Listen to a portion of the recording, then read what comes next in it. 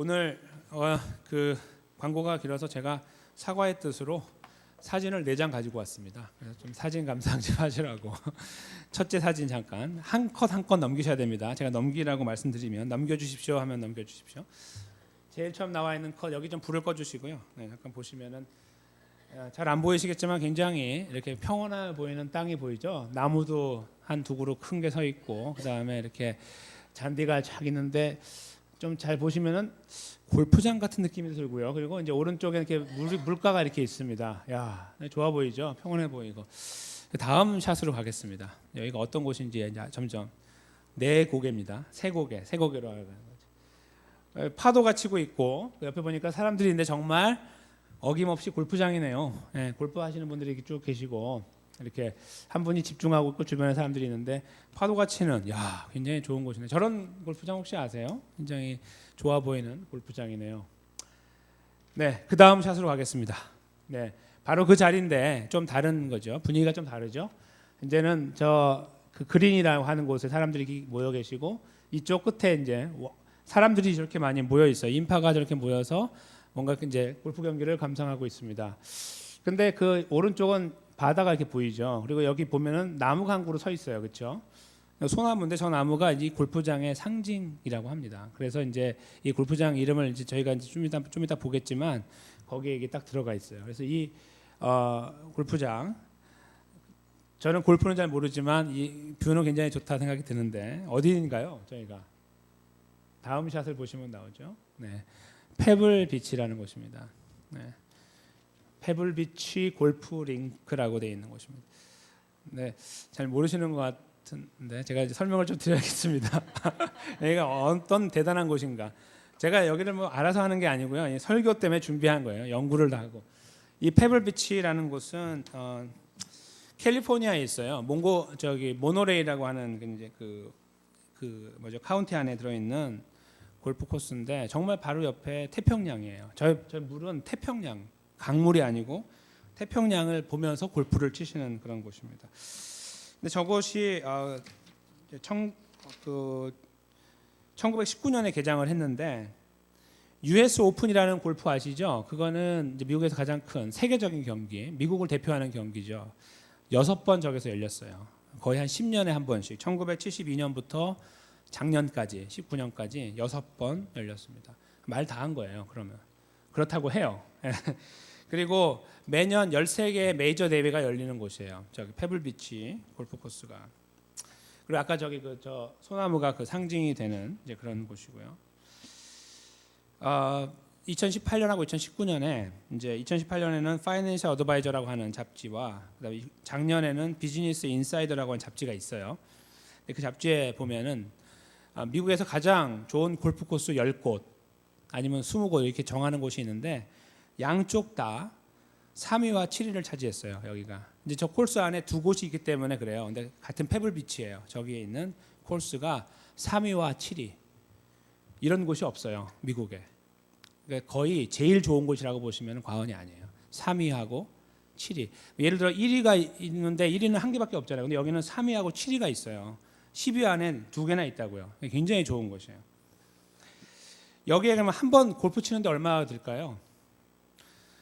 미국의 평균 라운딩 제가 알아서 쓰는 말이 아니고 다 배운 거예요. 라운딩 하는데 한 번 도는데 쓰는 돈이 30불이래요. 30불. 그러니까 평균 값이 30불 내면은 라운딩을 하는데 여기는 얼마인 줄 아세요? 550불. 카트 빼고 카트 넣으면 600불 정도 돼요. 네. 네. 오우 하시는 분들은 좀 아시는 거 저는 전혀 모르는데 그냥 말씀드리는 거예요. 근데 한 번 하는데 600불이면 참 비싸다 생각을 해봤어요. 네. 보통 사람들이 일당보다 많잖아요, 그렇죠? 굉장히 큰 돈인데 그걸 내고 치는 곳이 바로 이 페블 비치예요. 제가 그 개인적으로 페블 비치를 가본 적이 있어요. 짜잔, 제가 한번 가봤습니다. 골프 치러 간 게 아니라 제가 이제 개인적으로 아는 분이 이 지역에 가까운 살리나스라는 곳에 있었어요. 거기서 목회를 해서 제가 이제 방문할 기회가 있었습니다. 근데 그때 이제 미국에 있을 때죠. 한 15년, 16년 됐는데 이제 아주 좋은 곳을 보여준다 해서 차 타고 갔더니 이렇게 골프는 안 하게 하고 그냥 돌아보기만 하는 거예요. 근데 너무너무 좋았어요. 너무너무. 이야 여기 천국 같다 그렇게 여길 정도로 좋았습니다. 그런 기억을 갖고 이 메시지를 준비하면서 야 여기 참 좋은 곳이라는 생각을 했어요. 어쩌면 골프를 치는 분들의 제가 들은 바로는 그때 골프 치는 사람의 로망이다라고 들었습니다. 미국 전역에서 오는 거예요. 거기 치려고 미리 예약하고 그렇게 비싼데도 비행기 타고 와서 쳐요. 왜냐하면 US 오픈이 열리는 곳이니까 거기서 한번 치는 게 그렇게 영예롭다고 여겨지나 봅니다. 그래서 그렇게 생각하는 거죠. 근데 이 페블비치 골프장이 이제 이렇게 비싼 곳이고 정말 대단한 곳이잖아요. 그런데 한번 생각해 보세요. 저 페블비치라는 골프장에서 골프 치는 사람들이 대단하기 때문에 페블비치 골프장이 대단할까요? 아니면 사람들 관계없이 페블비치라는 골프장 자체가 갖고 있던 특성 때문에 대단할까요? 한번 생각해 보세요. 페블비치에 사람들이 550불, 600불을 내고서 그 몇 시간 골프를 치는 것 때문에 저기 그 사람들이 거기 있으니까 유명합니까? 아니면은 원래 자체가 600불짜리이기 때문에 유명합니까? 태평양 옆에 붙어 있는 골프 코스이기 때문에 유명합니까? 저 장소 자체가 갖고 있는 밸류 때문이에요. 그렇죠? 사람들이 오건 말건 상관없어요. 페블비치는 그냥 550불 딱 못 박아 놓는 거예요. 오건 말건 사람들이 줄 서서 가요. 막 몇 년 전에 해야 되고 그렇게 가는 곳이에요. 그러니까 그 사람들이 오건 말건 우리는 550불이다 딱 했는데 사람들이 가는 거죠. 페블비치의 가치는 그 자체에 있는 거예요. 사람이 아니고. 바로 이것과 같이요. 천국이 그래요. 천국이 왜 가치 있는 곳이냐면 거기에 가는 사람이 대단하기 때문이 아니고 천국 자체가 대단하기 때문입니다. 저희가 오늘 이 말씀을 들여다보면서 이 내용을 찾으려고 해요. 저희가 보통 밖에서 상식적으로 이야기할 때 그러잖아요. 야, 너 그렇게 하면 천국 못 간다. 너 그렇게 하면 지옥 간다. 이렇게 말할 때 거기서 말하는 그 이유가 뭡니까? 거기서 말하고 있는 이유가 뭐예요? 바로 네 행동, 네 말 때문에 네가 하는 이런 잘못된 것들 때문에 너 지옥 간다라고 말하는 거예요. 거기에 무엇이 따르는 거예요? 천국과 지옥 갈 때에는 사람이 중요한 거예요. 사람이. 천국 갈 때는 누가 중요해요? 사람이. 너 그렇게 하면 천국 못 가라고 말할 때 우리는 그걸 들으면서 상식적으로 그렇게 말해요. 그렇지, 저 사람은 천국 못 가 이렇게 말하는.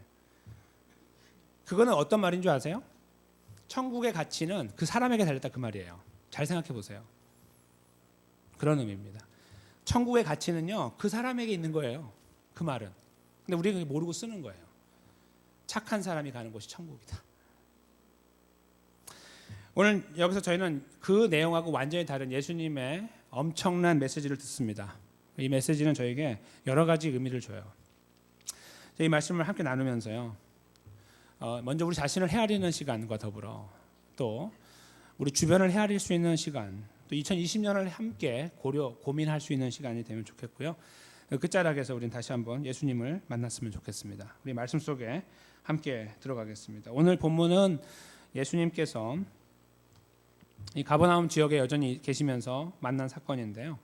레위라고 하는 사람을 만나는 것으로 시작하죠. 27절에 보시면 그 후에 나가사 이제 병자를 낫게 하는 이런 일들을 지나고 나서 예수님이 밖으로 나가셨다. 이제 다시 이제 사람을 만나러 가시는 가운데 이루어졌는데 레위라는 사람을 만났는데 그가 직업이 뭐예요? 세리였죠. 네. 그래서 세관에서 일하고 있는데 그를 만나서 말씀하시는 거예요. 나를 따라와라. Follow me 이렇게 예수님 말씀했어요. 여기 말하는 레위가 누굴까요? 레위. 마태복음 9장 9절에 보시면 마태예요. 마태의 또 다른 이름이 레위입니다. 그래서 같은 동명이인인데 그 사람이 세관에 앉은 것을 보고 예수님이 불러냈습니다. 불러내가지고 야 나랑 같이 가자 할 때에 알겠습니다 하고 그 세리 역할을 하면서 왔다 갔다 한 게 아니라 떠났어요. 이제 28절에 보시면 저가 모든 것을 버리고 일어나 쫓았습니다. 그렇죠? 자기의 포지션을 다 버렸다 그런 말이에요. 이 사람의 반응, 그러니까 27절하고 28절 사이의 이 반응 사이의 시간의 간격을 저희가 모르죠. 그렇죠? 부르자마자 바로 일어나서 다 버리고 갔는지 아니면 사표를 내는 시간을 가졌는지 고민을 했는지 몰라요. 그렇지만 곧 이 중간의 간격은 모르지만 27, 28을 이어가면 보면 이 마태는 아주 큰 결정을 한 거예요. 그렇죠? 왜 큰 결정이죠? 세리라는 직업은 당시에 부를 상징하는 직업이었습니다. 돈 벌려면 세리가 돼야 된다 이런 거죠. 그 당시에 이제 뭐 저희 대한민국도 그 일제 치하에 그랬지만 이제 그 사람들을 뽑을 때 어떻게 뽑아요? 그 마을 사람들 뽑잖아요, 그냥. 그 사람들이 그 땅의 주인이 누군지 제일 높은 사람이 누군지 알고 부자가 누군지도 알죠. 그래서 일부러 그 마을 사람들을 뽑아가지고 완장 채워주잖아요. 그럼 그 사람들이 그 사람 찾아가가지고 여기 부자예요. 여기 숨겨놓은 돈 많아요. 다 알려주잖아요.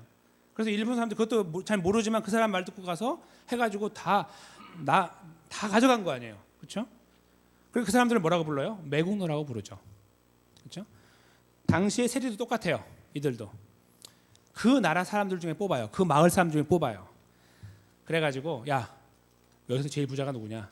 1번부터 쭉 쓴 그 찾아가면서 돈을 뜯는 거죠. 그걸 알고 있는 사람들, 그렇죠? 그러니까 다 숨겨놔도 소용 없어요. 다 꼬집어내야 돼요. 그리고 세금 내야 되고 엄청나게 많은 세금을 또 부과해서 자기가 거기서 이득을 부당 이익을 취했던 자들이 바로 세리였죠. 그러니까 세리는 매국노예요. 그냥 세리 이퀄 매국노 이렇게 되는 거죠. 그 매국노의 자리 그 자리는 힘들지만요. 우리 한국의 친일파를 보세요. 지금까지 뿌리 내려 있잖아요. 한국에 친일파 뿌리는 지금도 있어요. 아시죠? 그리고 지금도 정권에 들어가 있고 정치, 경제, 사회, 문화를 다 잡고 있잖아요. 친일파가 지금도 뿌리 뽑지는 못하는 거예요. 여기도 이들이 여기에서 이렇게 하고 있지만 괜찮아요. 욕 조금 얻어먹으면 돼요. 왜요? 계속 자손 대대로 부유하게 사니까요. 그러니까 사실은 그 매국노가 싫어서 벗어나는 거는 우리들의 생각이에요. 여기 계신 평범하신 분들, 그 애국자분들, 매국노 아닌 분들의 생각이라고요. 그분들은 달라요. 욕 얻어먹는 만큼 돈은 더 많이 들어오니까 끄떡없어요. 여기에서 이 사람이 레위가 세리를 그만둔다는 거는 그래서 중요한 거예요. 자기 인생을 바꿨다는 뜻입니다. 방향을 틀었다는 거예요. 더 이상 욕먹고 안 살겠다는 말이 아니라 욕먹고 안 사는 말이 아니라 내가 더 이상 돈을 벌지 않겠다 그런 말이에요. 이렇게 벌며 살지 않겠다. 그 인생을 새롭게 바꾼 결정을 한 거예요. 그게 바로 일어나 쫓았다라는 28절의 표현입니다. 그게 다가 아니라요. 이제 그가 이 자리를 떠나면서 사실은 더 많이 챙기고 떠나면 좋은데 그렇지 않고 이걸 풀어요. 한번 푸는데 왜 풀었을까요? 뭐 여러 가지 이유가 있겠지만 한 두 가지 생각해 보면 본문에 나와 있는 거 한 가지를 먼저 보면 예수님 때문에 풀었고요. 둘째로는 이게 자기에게 마지막이니까 풀었을 가능성이 많아요. 더 이상 돈을 안 벌 거고 이걸로 그렇죠? 예수님 따라가야 되니까. 그러면 더 이상 이런 수입이 없을 거고 그거에 대한 마지막 자리였다고 볼 수 있는 거예요. 그래서 29절에 보면 레위가 예수를 위하여 이렇게 표현하고 있습니다. 예수님 때문에. 자기를 위한 잔치가 아니라 예수님을 위한 잔치를 자기 집에서 크게 열었어요. 그렇죠? 29절에 보시면 큰 잔치를 배설합니다. 근데 목적은 예수님 때문이에요. 여기 나와 있는 바에 따르면 왜 예수님 때문에 했을까요? 그가 결정한 이 가치관의 변화, 삶의 변화에 그걸 움직인 첫 번째 동력이 바로 예수님이었기 때문이겠죠. 예수님이 등장해서 그렇게 했잖아요. 그가 아무도 자극하지 못하고 아무도 자기를 건드리지 못하는 돈 많은 사람이었는데 자기를 건드리고 자기의 그 마음을 열어버린 분, 그 모든 과정을 지나가며 그가 스스로 느꼈을 은혜가 아니었을까 생각합니다. 그래서 그가 예수님을 위하여 이제 평생 이렇게 하지 못하겠죠. 자기가 이제 지닌 돈도 다 주고 떠나야 될 수 있기 때문에 예수님 따라다니면서 뭔가 더 보필하기가 어려울 수 있잖아요. 다시는 해보지 못할 잔치, 나를 살려주신 분을 위하여 연 거예요. 그게 바로 29절에 예수를 위하여라는 말이에요. 자기 집에서 잔치를 열는데 얼마나 크게 열었는지 보세요. 세리가 왔어요. 여기 보면 세리와 다른 사람인데 이들이 한두 명이 아니고 우왕창 몰려온 거예요. 어차피 세리니까 다 친구들 있잖아요. 다 같은 얘들아 다 와라. 친구들 다 불러 모았을 겁니다. 그리고 다른 사람들이 많이 왔다라고 29절 마지막에 쓰고 있는데 제 생각에는 이런 생각도 들었어요. 이제 생각하면서 세리가 자기 친구들을 불렀던 이유는 어쩌면 자기 친구들을 향한 마음이 있었을 수 있겠다. 그렇죠? 자기 친구들도 자기처럼 예수님 여기 계시니까 이 자리에서 한번 만났으면 좋겠다라고 생각했을 수도 있어요. 세리, 마태 내지는 레위가 갖고 있는 생각이 이렇게 돈에 대한 문제를 떠나서 사실은 이 사람이 정말 생각 있는 사람이라고 하면 괴로움이 없었겠어요? 그렇죠? 괴로움. 자기가 이렇게 자기의 민족의 피를 빨아먹으면서 가는 이 걸음에 대한 죄책감이 없었겠냐고요. 그렇죠? 스스로 해결하지 못하는, 그러나 여전히 자기 안에 있는 이 죄에 대한 문제, 이 아픔을 갖고 있었을 거예요. 그도 아주 분명한 유대인이었기 때문에, 다른 말로 하면 그도 하나님을 두려워했기 때문에 그래요. 그런 거 보면 그가 이렇게 하는 행동들이 다 연관을 갖고 있다고 볼 수 있는 거예요. 자기 친구도 오지 않아도 되죠. 자기 이제 바뀐 사람 됐는데 친구들이 뭐라고 할 거 아니에요. 오면 저 친구 저거 바뀐 것처럼 하네 저거, 뭐 이렇게 할 거 아니에요. 그러지 않아. 그 친구 다 오지 않고 그냥 제자들만 모으면 되잖아요. 예수님과 그렇게 하지 않았던 거예요. 친구들을 불러 모으고 그 함께 한 자리에서 이렇게 함께 자기의 변화에 대한 것도 나누고 앞으로 떠날 거에 대한 것도 이야기하면서 그걸 즐거워하는 시간을 갖게 된 거예요. 그게 바로 29절에 표현되어 있는 많은 사람들이 온 거예요. 그러니까 여기 지금 잔치 자리에 있는 사람들 다시 한번 헤아려 보겠습니다. 예수님 계시고 12제자에다가 12제자는 아니죠. 다 있는지 아닌지 확실하지 않아요 아직. 그런 다음에 일단 여기에 마태가 있는 거고, 그리고 주변의 사람들, 그리고 마태의 친구 세리들, 이렇게가 이제 거기 잔치에서 막 좋아하고 있는데, 거기에 그 잔치에 함께하지 않았을 것으로 예상하는 두 부류의 사람이 등장해요. 30절에 보면 바리새인과 서기관들 이렇게 등장을 하죠. 그들은 예수님을 굉장히 꺼려했어요. 예수님이 굉장히 무서운 분이니까. 왜요? 예수님은 마음을 뚫어보니까요. 마음을 알고 있는 사람 혹시 만나보셨어요? 만나보지 못하셨죠? 저도 만나보지 못했어요. 뭐 비슷하게 맞추는 사람이 있는지 모르지만 당신 지금 무슨 생각하고 있지라고 정확하게 말했을 때 그게 정확하게 맞는 사람 말이에요. 항상 내 마음을 알고 있어요. 그 앞에 서면은 두렵죠? 옷으로 가릴 수 있나요? 안 되죠. 그 앞에면 똑바로 서게 돼요. 이렇게. 그게 예수님이라는 걸 알고 있는 바리새인과 서기관들이 예수님에게 감히 질문하지 못하고 하는 이 비난의 말을 누구한테 하는 줄 아세요? 제자들에게. 30절에 보시면 예수님한테 못하고 제자들에게 말해요. 비방하죠. 너희가 어찌하여 세리와 죄인과 함께 먹고 마시느냐, 이렇게 비난을 합니다.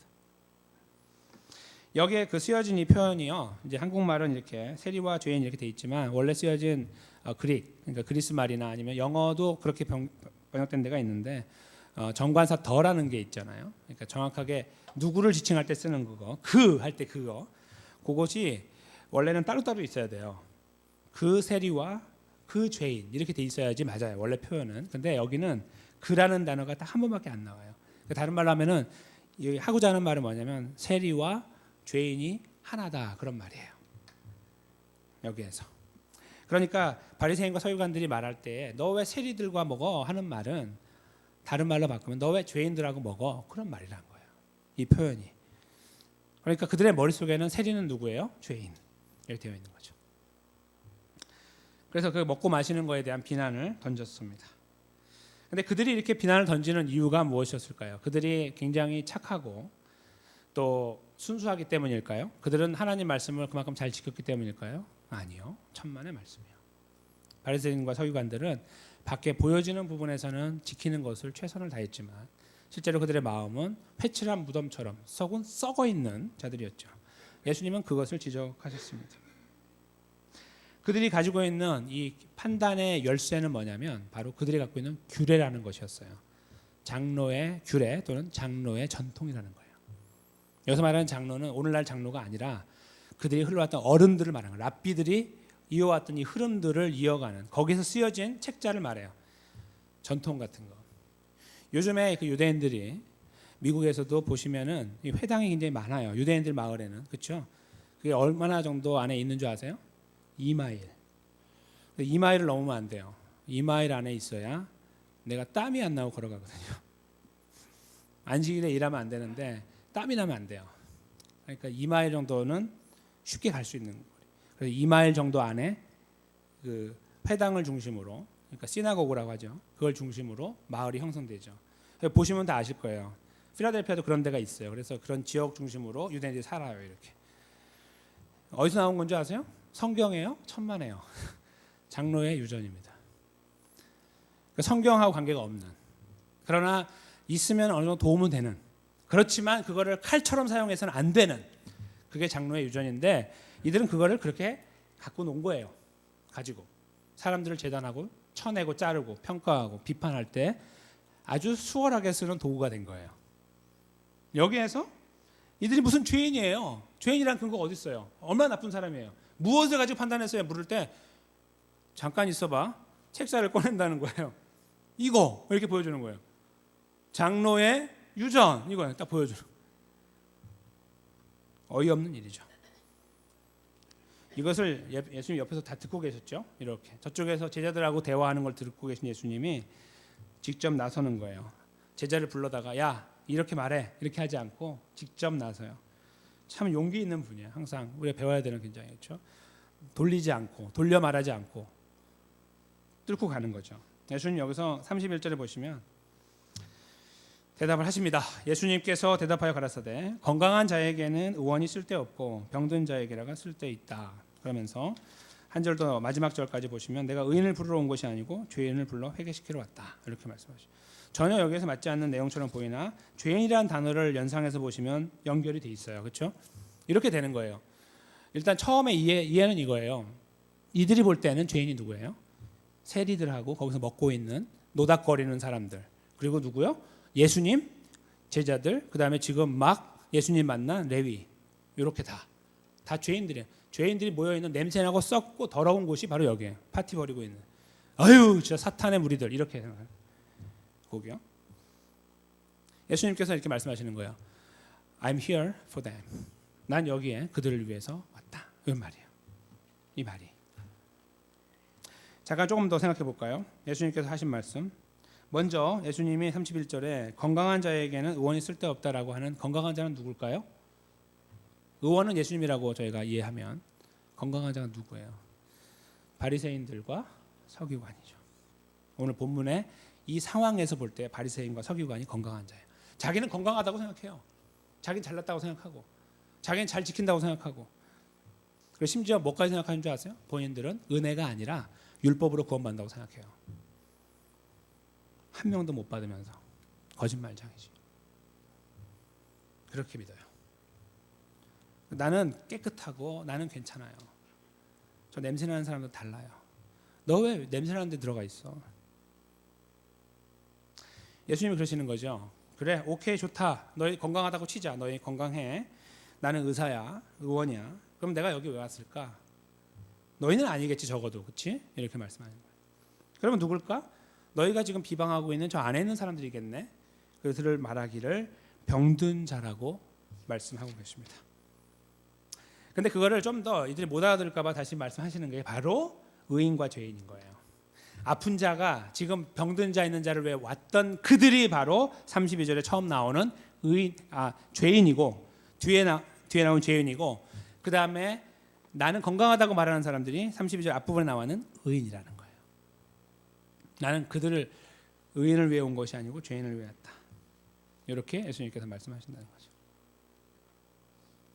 이게 굉장히 파워풀한 말씀이고 단도직입적인 말씀이에요.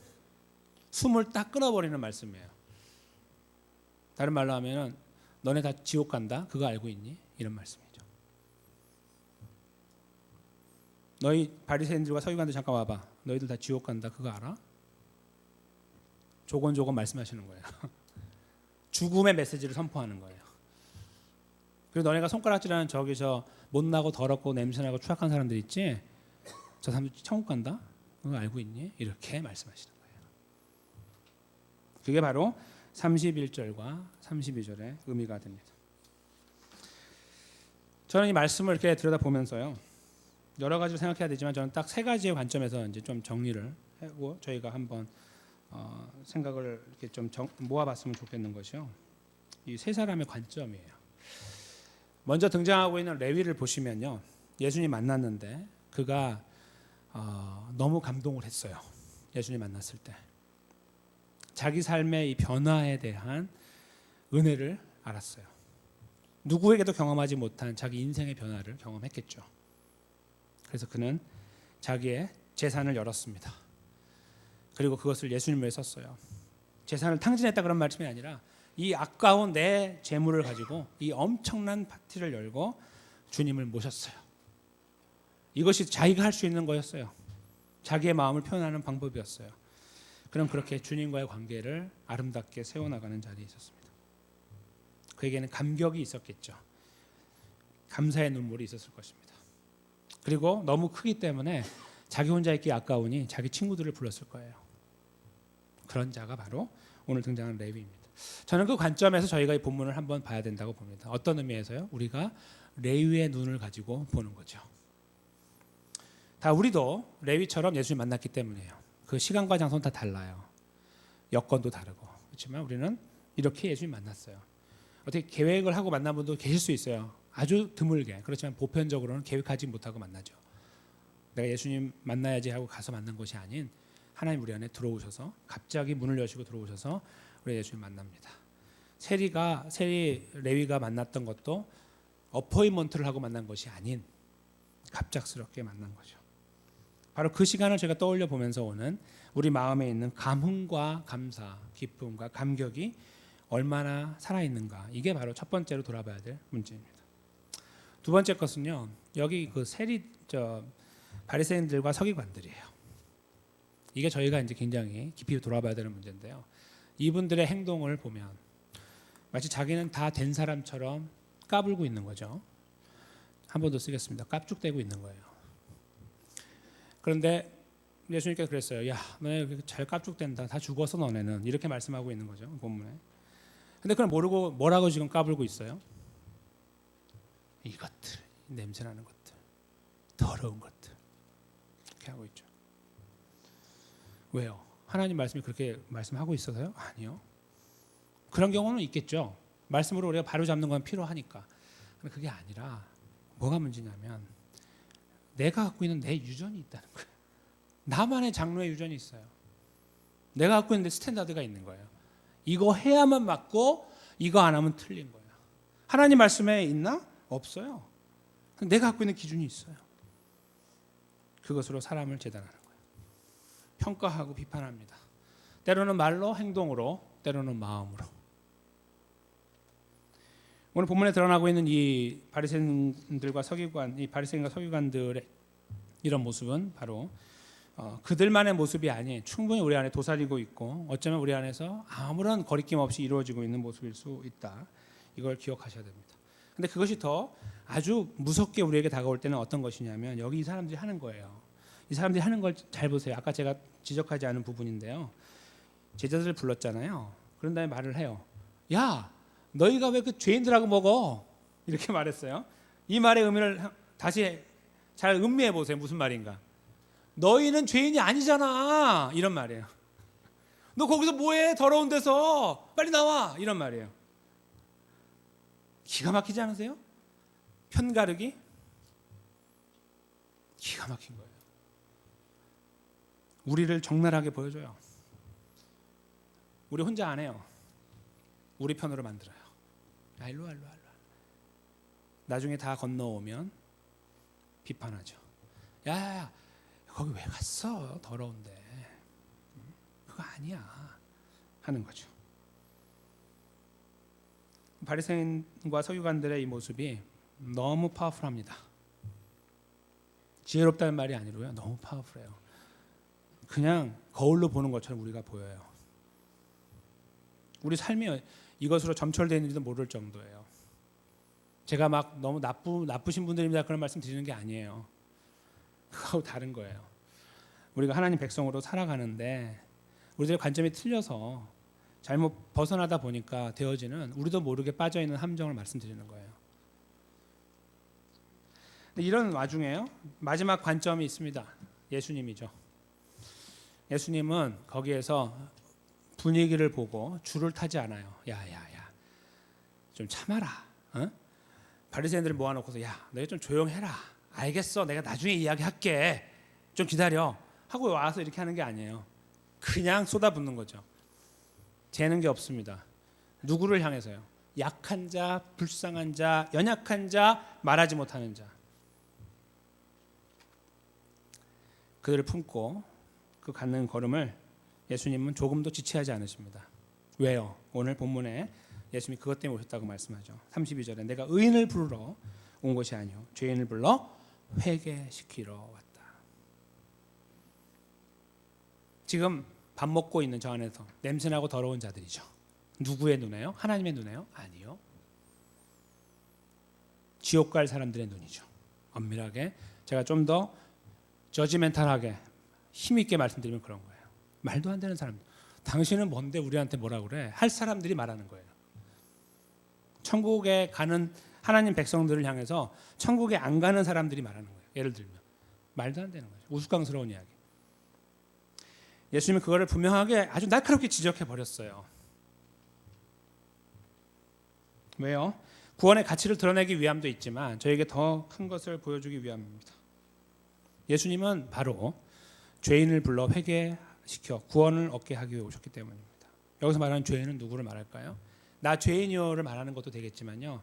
엄밀하게 말하면 내 구원의 문제를 내가 스스로 해결할 수 없습니다라고 말하는 사람이에요. 성경에서 말하는 죄인의 정의가 그겁니다. 살인죄를 지은 사람이 죄인이 아니고요. 도둑질하는 사람이 죄인이 아니에요. 성경에서 말하는 죄인의 정의는 내 구원의 문제, 내 생명의 문제를 내가 혼자 담당할 수 없고 해결할 수 없는 자입니다. 라고 고백하는 자. 그래서 예수님이 필요하다고 말하는 자가 성경 오늘 본문에 말하고 있는 죄인의 정의가 되는 거예요. 어떠십니까? 오늘 말씀의 제목, 천국은 죄인들의 천국인데 제목이 원래는 죄인들이 득실거리는 천국 뭐 이렇게 제가 제목을 잡고 싶었습니다. 그게 제 마음이에요. 다 죄인들의 다 그냥 나쁜 사람들 모여 있는 거예요. 근데 거기에 기가 막힌 것이 있죠. 예수님이 그들을 감싸고 계시는 거예요. 아무도 착하다고 이야기하지 않아요. 천국에서. 내가 그래도 너보다 낫는데 너 어떻게 여기 왔냐? 나는 그래도 내가 할 만큼 하고 여기 왔는데 너가 미스테리야. 여기 있는 게. 그런 자가 아무도 없다고요. 천국에. 아무도. 거기에 가면 우리가 앞으로 가서 이미 가신 분들 우리가 만나뵐 분 많이 계시죠? 우리가 또 시간과 다르게 다 하나님 앞에 갑니다. 나이와 관계없이. 그렇죠? 그 앞에 갔을 때 거기서 우리가 무엇을 할까요? 눈물 흘리겠죠. 하나님 어떻게 제가 여기 있습니까? 이거예요. 나 같은 죄인이 왜 여기 있습니까? 그렇게 말씀하시겠죠. 여기는 원래 죄인만 오는 거야. 예수님이 필요한 자만 오는 거야. 예수님 필요해요 라고 말하는 사람들만 오는 곳이야 라고 하나님께서 말씀하시겠죠. 그리고 우리의 눈물을 닦아주시겠죠. 그렇습니다. 우리 스스로 아무것도 할 수 없다는 것을 발견할 때 우리는 구원자가 필요하다는 것을 느낍니다. 예수님은 바로 그것을 위해 오셨고 그런 자들을 구원하신다고 말씀하셨습니다. 당신 같은 사람 필요 없고 내 혼자 구원받을 수 있으니 저리 꺼지시오라고 하는 바리새인들과 서기관들은 그래 너 잘났다 너 지옥 간다라고 말씀하시는 예수님의 이 엄위한 심판의 메시지는 우리들에게 해당되지 않고 오히려 우리들에게 은혜가 됩니다. 그렇죠? 우리는 예수님을 알고 있기 때문입니다. 우리는 예수님 만났어요. 예수님이 나를 위해 십자가에 돌아가시고 부활하신 걸 믿어요. 이 사실을 믿어요. 마태와 같은 거예요.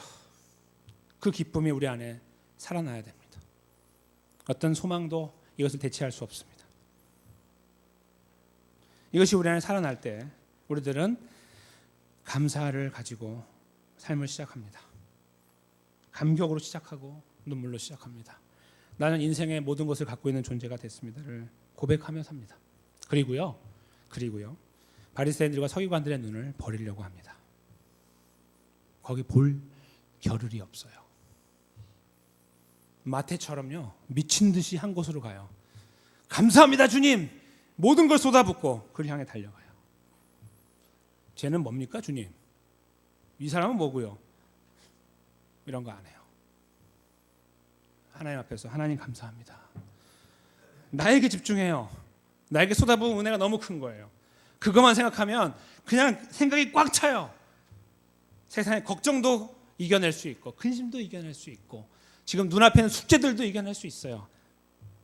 거기에 무슨 겨를이 있어요. 사람들 볼 틈이 어디 있고 저 사람과 내가 다르다고 해서 거기를 잘라버리려고 하는 마음이 어디 있냐고요. 그게 없으니까 그런 마음이 있는 거예요.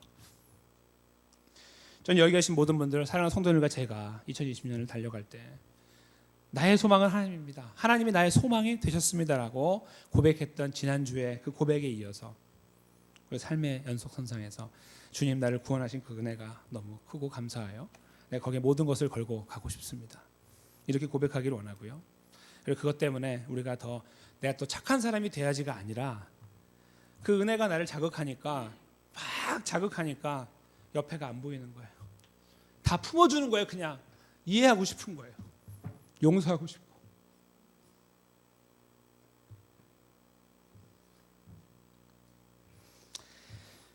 가정 안에도 그런 일이 있어요. 그렇죠?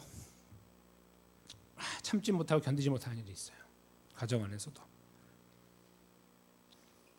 그런 부분을 우리가 바라보는 시각이 바뀝니다. 주님의 은혜로. 직장에서도 그렇습니다.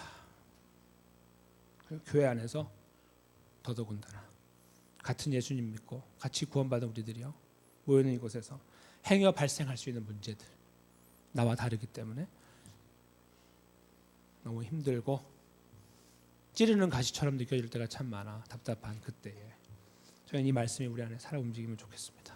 그래서 그런 모습이 변화되고 새로워지고, 그냥 뭔가 하나님이 하시는 것이 상상하고 예상된 일들을 이루어 나가셔서 우리가 막 그렇게 되는 것이 아니라 아무것도 기대하지 않았는데 바꿔 나가시고 세워 나가시고 회복하시고 일으켜 나가시는 이 하나님의 귀하고 아름다운 역사를 경험하면서 이것이 하나님의 은혜구나를 더 뼈저리게 느끼고 그것을 고백하고 나누어 나가는, 그래서 우리의 개인의 삶과 가정이 행복하고 우리 교회가 행복하고 우리 직장이 행복하고 주님의 은혜가 머물러 있는 그런 걸음을 저희가 함께 걸어 나갔으면 좋겠습니다. 우리 안에 계신 예수님을 다시 한번 의지하는 시간을 갖도록 하겠습니다. 함께 합심으로 기도하겠습니다.